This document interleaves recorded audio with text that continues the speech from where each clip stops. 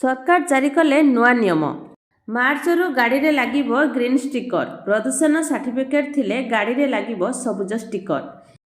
ए sticker देखिले जाई petrol pump रे तेल देबे कर्मचारी। हेले आपण जानिछंती एही ग्रीन स्टिकर केमिति पाइबे? तेबे आरटीओ रे मिलिबो पीओसी ग्रीन स्टिकर। जदि आपणको गाड़ी रो प्रदूषण टेस्ट करछंती आपणको पाखरे पीओसीसी सर्टिफिकेट अछि ताहेले डरिबार नाही। तो अति सहजरे ग्रीन स्टिकर हासिल करिपारिबे गाड़ी मालिक। एथिपाई सरकार स्वतंत्र व्यवस्था करछंती।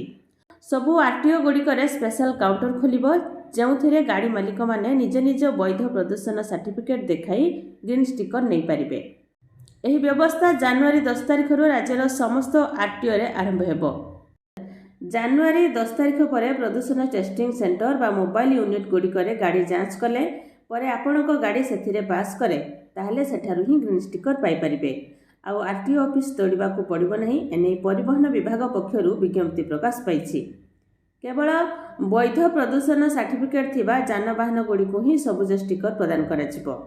स्टिकर जारी करिबा पूर्वरु आरटीओ अधिकारी माने जानर प्रदूषण प्रमाणपत्र पंजीकरण विवरणी एवं वाहन डाटाबेस थिबा रेकर्ड को जांच कराजिबो। जनवरी 10 तारिख समस्त आरटीओ रे ग्रीन स्टिकर मिलिबो।